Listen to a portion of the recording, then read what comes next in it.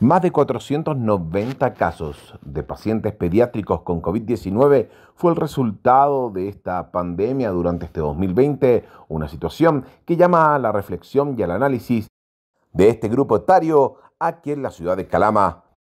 Un número inferior de casos con respecto al de todos los pacientes que han ingresado por el SARS-CoV-2 al hospital de Calama y a otros centros de salud de esta zona, en donde la mayoría de los casos los niños, niñas y adolescentes no han sufrido por problemas graves de COVID-19. Sin embargo, han habido algunas situaciones posteriores al término de este contagio en el organismo de estos pacientes. Bueno, en la ciudad de Calama, dentro de los registros que tenemos en el hospital, hemos tenido 84 pacientes pediátricos con COVID positivo, ¿ya? De los cuales se han hospitalizado alrededor de 22 niños, ¿ya? Lo que va de lo que va del año, ¿ya? De esos niños, la gran mayoría no presentó una patología respiratoria propiamente tal. Recuerdo al menos unos 2, 3 niños que se ingresaron por una patología de origen respiratorio, pero la gran mayoría fue una búsqueda activa o cuadros febriles sin un foco claro, ¿ya?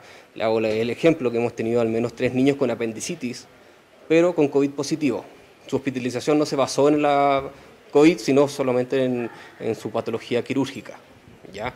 De lo anterior, mencionar que hemos tenido 3 niños que han desarrollado cuadro inflamatorio multisistémico, conocido como PIMS, que vendría a ser una de las complicaciones más graves producidas por el SARS-CoV-2, y de los cuales estos 3 los manejamos acá en la institución sin ningún problema, y ninguno de ellos ha presentado alguna complicación a posterior. Sabemos que esos cuadros inflamatorios multisistémicos se deberían, por estadística, ver 1 cada 100.000 habitantes. Por lo tanto, ya estamos superando la media en relación a la cantidad de habitantes que tiene Calama.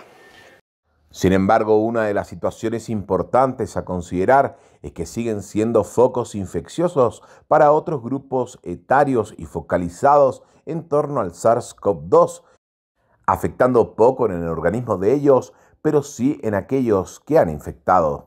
Bueno, la literatura actual ya dice que la patología por COVID en el paciente pediátrico no va a generar una mayor complicación, mortalidad o algún problema, pensando que tampoco se hospitaliza la gran mayoría de los niños. Pero sí, el niño que se enferma puede ser un vector, y ese podría ser la mayor complicación de ellos.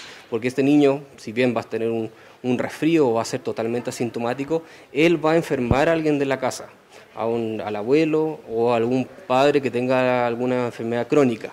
Y ese pudiese ser el mayor problema de que un niño se enferme. En conjunto con el Hospital de Antofagasta estamos empezando a realizar un estudio descriptivo en relación a los síntomas que presentaron estos pacientes, y a priori lo que podemos decir es que la fiebre ha sido el principal síntoma que han presentado estos pacientes. Cuadros febriles sin un foco claro, más que nada como un estado gripal. Pocos niños han presentado anosmia o otro de los síntomas importantes es diarrea. Acompañados de fiebre y diarrea ha sido lo que hemos visto de los pacientes que generan COVID positivo en pediatría. Fase 3 en la ciudad de Calama a espera de la llegada de la fase 4, pero siempre llamando a la consideración y la necesidad del uso de mascarillas y de la protección que cada una de las personas debe tener para no tener que lamentar más muertes producto de esta enfermedad.